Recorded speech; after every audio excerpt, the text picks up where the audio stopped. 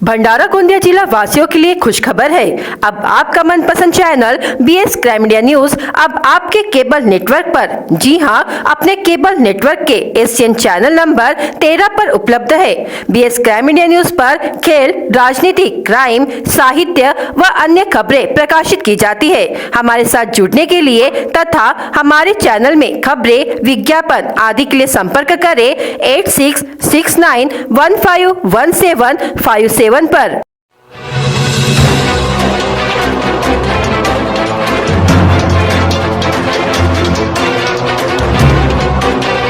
इस वक्त की बड़ी खबर, ससुर ने किया बहू पर कुल्हाड़ी से हमला, बहू की मौके पर ही दर्दनाक मौत। भंडारा जिले के मोहाड़ी तहसील अंतर्गत आने वाले ग्राम रोहना की घटना, आरोपी ससुर पुलिस हिरासत में। प्राप्त जानकारी के अनुसार भंडारा जिले के मोहाड़ी तहसील के ग्राम रोहना निवासी मृतक प्रणाली सतीश ईश्वरकर उम्र 24 वर्ष तथा आरोपी सयाराम ईश्वरकर उम्र 57 वर्ष के बीच सुबह किसी बात को लेकर झगड़ा हुआ। झगड़ा इतना बढ़ गया कि आरोपी ससुर ने बर्तन धो रही प्रणाली पर कुल्हाड़ी से गर्दन पर वार किया, जिससे प्रणाली का खून बहने लगा और प्रणाली ने घटनास्थल पर ही दम तोड़ दिया।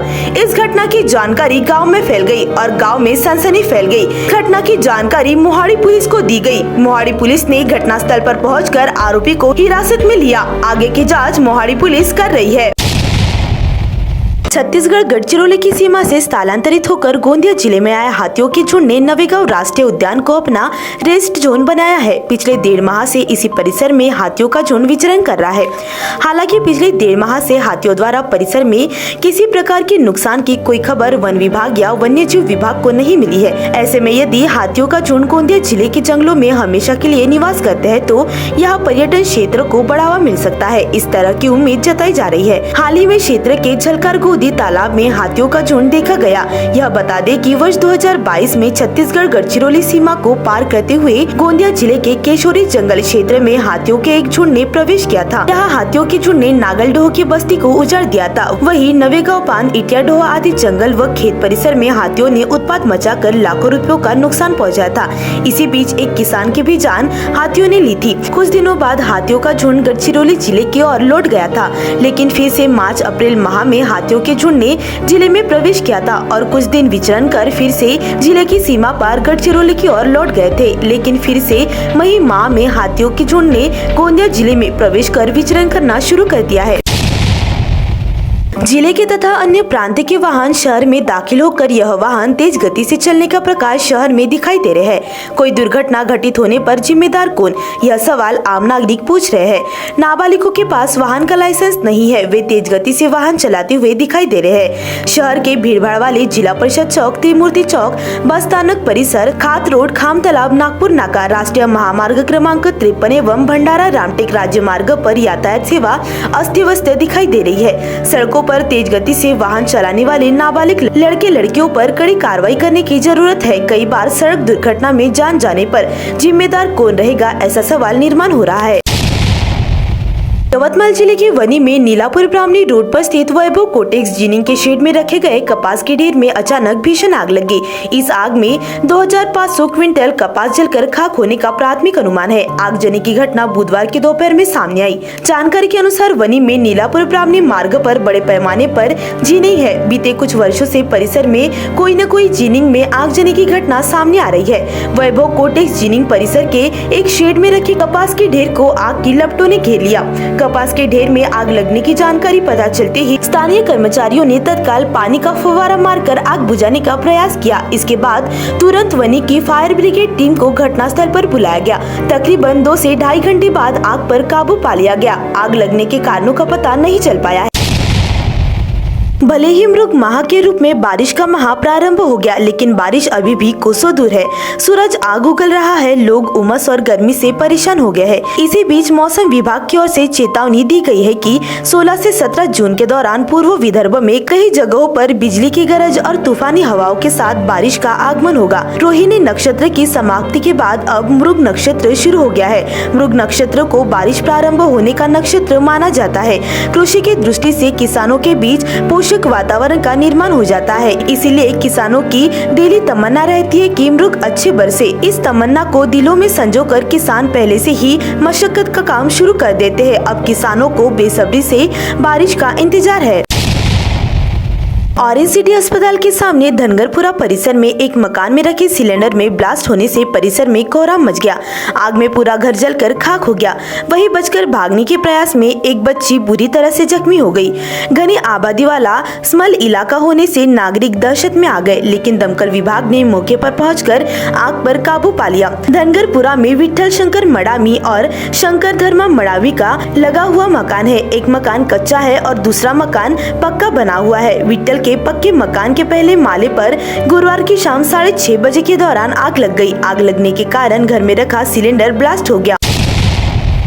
पुलिस ने सिहोरा में सट्टापट्टी अड्डे पर एवं भंडारा, जवाहर नगर, मोहाड़ी, कारदा, गोबरवाही, पौनी और लाखांदुर थाना अंतर्गत शराब के अड्डों पर छापेमारी कर 35,052 रुपयों का माल जब्त किया। पुलिस ने सिहोरा में गुलाब तुकाराम हेड़ाऊ को सट्टापट्टी का कारोबार करते हुए पकड़ा। उसके पास से 342 रुपए जब्त किए गए। लाल बहादुर शास्त्री वार्ड में शराब विक्रेता आकाश अशोक वहाने के पास से 400 रुपए की शराब जब्त की गई।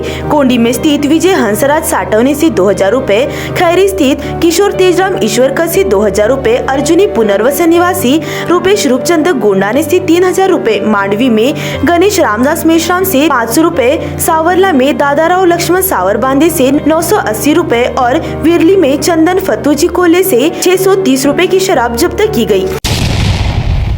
वन विभाग, सेवा संस्था और अन्य शासकीय संस्थाओं की ओर से इस वर्ष भी सारस पक्षी गणना कार्यक्रम का आयोजन किया गया है। इसके लिए 18 जून की तिथि तय की गई है। भंडारा और गोंदिया जिले में सारस पक्षी की गणना 18 जून को की जाएगी।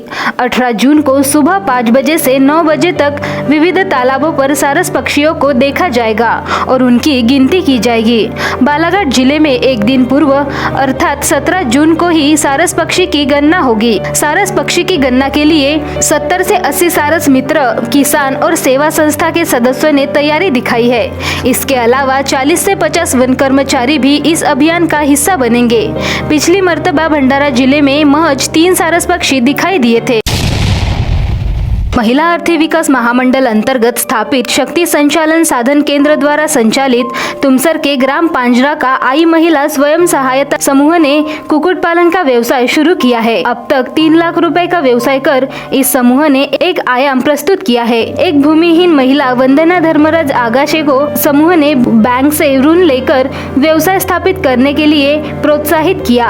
हाल ही में जिलाधिकारी योगेश कुंभेजकर ने इस पोल्ट्री फार्म का दौरा किया और महिलाओं को बधाई दी। कोविड से पहले वंदना धर्मराज आगाशे का डीजे का व्यवसाय था, लेकिन कोविड के कारण लॉकडाउन के चलते डीजे के व्यवसाय के लिए कर्ज चुकाने में भी काफी परेशानी का सामना करना पड़ा। इसमें उन्होंने अपने सभी डीजे उपकरण बेच दिए और अपने घर की छत पर छोटा कुक्कुट पालन का व्यवसाय शुरू किया। इससे उन्हें अच्छी आमदनी होने लगी तो उन्होंने फरवरी 2023 में गाँव में 10 आर जमीन खरीदी, वहाँ शेड बनाकर कुक्कुट पालन का व्यवसाय शुरू किया। जिलाधिकारी योगेश कुंभेजकर ने हाल ही में इस पोल्ट्री फार्म को भेंट दी। महिलाओं को प्रोत्साहित करने के लिए एक शेड का उद्घाटन किया। इस समय उनके साथ उपविभागीय अधिकारी वैष्णवी बी, तहसीलदार टेले, माविम के जिल्हा समन्वयक अधिकारी प्रदीप काटोले उपस्थित थे। गोंदिया जिल्ह्यात एकात्मिक बाल विकास प्रकल्पाअंतर्गत देवरी जवळील बोरगाव बाजार या ठिकाणी शासनाने आदिवासी विद्यार्थ्यांना इंग्रजी माध्यमाचे शिक्षण घेता यावं आणि त्यांचा सर्वांगीण विकास होण्याच्या दृष्टीने एकलव्य मॉडेल निवासी शाळा स्थापन केली। या निवासी शाळेच्या माध्यमातून आदिवासी समाजातील मुलं शिक्षण घेऊन आपला विकास करीत असताना पाहावयास मिळते। याची प्रचिती महाराष्ट्र शासनाच्या MSCIT परीक्षा, नीट परीक्षा, JEE ॲडव्हान्स परीक्षा यामध्ये घवघवीत यश प्राप्त करून त्यांची प्रतिभा दिसून येते। एकलव्य मॉडेल निवासी शाळेत विद्यार्थ्यांना उन्हाळ्याच्या सुट्टीत JEE ॲडव्हान्स, नीट आणि MSCIT सारख्या परीक्षेचे धडे शाळेतच मिळत असतात। या परीक्षेची तयारी निवासी शाळेतच मोठ्या प्रमाणात करून घेतल्या जात असते। 2023 या वर्षामध्ये या एकलव्य मॉडेल निवासी शाळेमधील JEE ॲडव्हान्स परीक्षेमध्ये 25 विद्यार्थी बसले होते, त्यापैकी 17 विद्यार्थी पास झाले। MSCIT मध्ये 40 विद्यार्थी परीक्षेला बसले असून 34 विद्यार्थ्यांना यश प्राप्त झाले, तर नीट मध्ये 10 विद्यार्थी परीक्षेला बसले होते, त्यापैकी 1 विद्यार्थ्यांनी यश संपादन प्राप्त केले आहे, त्याचे सर्वत्र कौतुक करण्यात येत आहे। माझं नाव गिरीश दिवार नायका, मी Eklavya residential public school Borgaon बाजारमध्ये शिकतो. आम्ही इथं शिकत असताना सरांनी आम्हाला JEE विषयी सांगितले की JEEचे पेपर दिल्यानंतर तुम्हाला चांगलं कॉलेज वगैरे मिळेल म्हणून. तर आम्ही JEEची परीक्षेसाठी तयार झालो. सरांनी आम्हाला नोट्स वगैरे करून दिले, आमच्यासाठी मिशन शिकार केले, क्लासेस लावले आमच्यासाठी सरांनी. आम्हाला शिकवण्यासाठी सगळ्यात एक्सपिरियन्स टीचर बोलवले, आम्हाला शिकवण्यात आलं आणि JEEच्या पेपरमध्ये आम्ही पास झालेलो आहोत. 46 मार्कांनी मी पास झालो JEEच्या पेपरामध्ये. आणखी सरांनी जे आम्हाला शिकवले त्यांचा खूप लाभ झाला. मिशन शिकारमध्ये आम्हाला जितकंही शिकवण्यात आलं त्याचा आम्हाला खूप लाभ झाला सर. आणखी ते जे टीचिंग करणारे सर वगैरे होते ते आम्हाला हर वेळेस मार्गदर्शन सहकार्य करायचे की कशाप्रकारे पेपर द्यावे लागतात, कसे क्वेश्चन येतात, कशा प्रकारचे काय आहे, पूर्ण सगळे सर सांगितले. सर मी याच्यासाठी तर खूप अभिनंदन करेन सर, की आणखी सरांना आम्हाला तितकं काही पुरवलं, एकही पैसा नाही लागू दिलं. तिथं नेलं, नागपूरला नेलं, तिथं पेपर द्यायला लावले, तिथून आणले, आणखी फीसही तेच भरले पेपराचे, सगळं काही त्यांचंच याच्यानं झालं. राचेलवार सर जे आमचे प्रकल्प अधिकारी आहेत त्यांनाच पूर्ण खर्च उचलले. प्रिन्सिपल सर आमचे सांगितले की तुम्ही पेपर द्याल तर तुम्हाला NITमध्ये तुम्हाला भेटेल म्हणून. नमस्ते, मैं विकास राचेलवार, जनजाति परियोजना अधिकारी जिला गोंदिया। लास्ट ईयर से हमने हमारे ट्राइबल बच्चों को मेडिकल और इंजीनियरिंग फील्ड में जाने के लिए प्रोत्साहन मिलने के लिए या उनकी CET JEE नीट की एग्ज़ाम की पूर्व तैयारी करने के लिए हमने 1.5 महीने का एक क्रैश कोर्स रखा था। उसको नाम दिया था मिशन शिखर। मिशन शिखर अंतर्गत हमने मानधन तत्व पर हमारे लेक्चरर लिए थे और इसकी धुरा हमारे एकलव्य रेसिडेंशियल स्कूल के प्राचार्य श्री बोंतावर सर इन्होंने संभाली थी। उसमें हमारे आश्रम स्कूल के श्री भाकरे सर, इनका भी सहभाग था। हमने बच्चों को 1.5 महीना तक कंटिन्यू ये मिशन अंतर्गत बच्चों ने 5:30 बजे से 11 बजे तक पढ़ाई करने के लिए उनको प्रोत्साहित किया। 1.5 महीने तक हमने किसी बच्चों को और उनके शिक्षकों को एक दिन भी छुट्टी दी नहीं। उनका रेसिडेंशियल खाना पीना सब वहीं पे हमने अरेंज किया था। बच्चों के लिए नोट्स हमने बनाए थे, डेली प्रैक्टिस पेपर बनाए थे। डेली प्रैक्टिस पेपर बच्चों रोज़ छुड़ाते थे। उसका रिज़ल्ट हमको लास्ट ईयर ऐसा मिला कि हमारे 25 बच्चे कुछ इंजीनियरिंग में गए, कुछ BSc एग्रीकल्चर में गए, कोई BSc नर्सिंग गवर्नमेंट कॉलेज में गए, कोई B.Pharm के लिए गए। ऐसे अलग अलग क्षेत्र में हमारे ट्राइबल बच्चे जो कि अतिशय दुर्गम भाग से आते हैं, नक्सलाइट भाग से आते हैं, उनका चयन अच्छे इंजीनियरिंग कॉलेज में हुआ। एक बच्चा JEE भी हुआ था, उसको गवर्नमेंट यवतमाल का कॉलेज मिला है। फिर हमने चुना कि इस साल हम JEE पे ध्यान देते हैं। हमने नोट्स बनाए। हमारे बोरगांव एकलव्य रेसिडेंशियल स्कूल के बच्चों ने 25 में से 21 बच्चे जिन्होंने JEE क्रैश की और उसमें से 18 बच्चे जिनको JEE एडवांस के लिए जो बच्चे JEE एडवांस के लिए क्वालिफाई हो गए हैं। अब ये सभी बच्चों को तो गवर्नमेंट कॉलेज मिलेंगे या गवर्नमेंट फंडेड अच्छी इंस्टीट्यूट मिलेंगी जहाँ पे वो अपनी बाकी की आगे की पढ़ाई कर सकें। माझं पूर्ण नाव सोनम देवचंद सहाडा। मी Eklavya modern residential school Borgaon Bazar इयत्ता 12वीमध्ये शिकत आहे आणि मी JEE मेन ही परीक्षा पास आउट झाली आहे। तर मी तुम्हाला सांगू इच्छिते की माझ्या शिकण्याचं मागं माझं टीचर्सचे हात आहे, ते म्हणजे प्रकल्प अधिकारी विकास राचेलवार सर आणि तसेच माझे शाळेचे प्राचार्य श्री बोंतावार सर यांना जाते, कारण की त्यांनी आमच्यासाठी खूप काही केलं। जर आम्हाला ती मोटिवेशन नाही केली असती तर आज आम्ही पास आउट झालं असतं याचं काही मला खात्री नाही। निश्चित रूपाने एकलव्य मॉडेल निवासी शाळेतील विद्यार्थ्यांचे यश येणाऱ्या भविष्यात आदिवासी विद्यार्थ्यांच्या जीवनात आमूलाग्र बदल घडवून आणण्यासाठी फायदेशीर ठरेल आणि भविष्यात सुद्धा आदिवासी विद्यार्थ्यांनी इंग्रजी माध्यमाच्या शाळेत प्रवेश घेऊन आपली बुद्धिमत्ता दाखवून आपले सर्वांगीण विकास करावा हीच अपेक्षा। कोका अभयारण्य वन्यजीवांचे सर्वोत्तम अधिवास असल्याचे पुन्हा एकदा सिद्ध झाले आहे। नुकतेच कोका अभयारण्यात प्राण्यांची प्रगणना करण्यात आली। 17 मसानी व 29 प्रगणकांच्या माध्यमातून झालेल्या प्रगणनेत विविध प्रजातींचे 208 वन्यजीवांची नोंद करण्यात आली। यामुळे वन्यप्रेमींमध्ये उत्साहाचे वातावरण आहे। कोका वन्यजीव अभयारण्याची निर्मिती 2013 मध्ये झाली। सुमारे 92.34 चौरस किलोमीटर क्षेत्रावर हे अभयारण्य असून भंडारा शहरापासून पूर्वेला केवळ 20 किलोमीटर अंतरावर आहे। या अभयारण्याला लागूनच न्यू नागझिरा व्याघ्र प्रकल्पाची निर्मिती सुद्धा 2013 मध्ये करण्यात आली।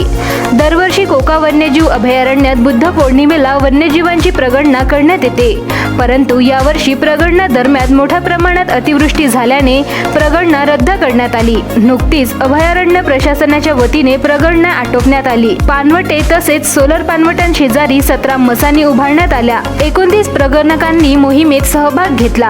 प्रगणनेत बिबट, अस्वल, गवा, रानडुक्कर, चितळ, नीलगाय, मुंगूस, सांबर, मोर, रानकोंबडी, वानर, सयाड, भेंडकी आदी प्रजातीचे 208 प्राण्यांची नोंद करण्यात आली।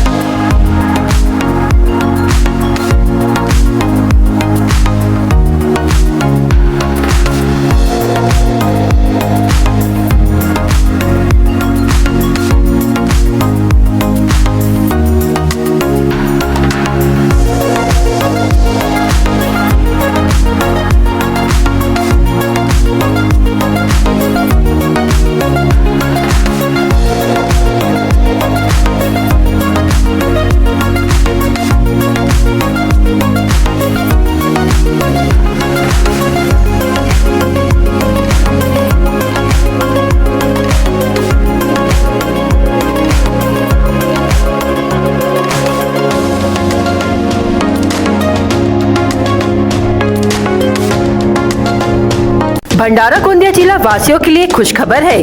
अब आपका मनपसंद channel BS crime India news अब आपके केबल नेटवर्क पर, जी हां, अपने केबल नेटवर्क के एशियन चैनल नंबर 13 पर उपलब्ध है। BS क्राइम इंडिया न्यूज पर खेल, राजनीति, क्राइम, साहित्य व अन्य खबरें प्रकाशित की जाती है। हमारे साथ जुड़ने के लिए तथा हमारे चैनल में खबरें, विज्ञापन आदि के लिए संपर्क करें 8669151757 पर।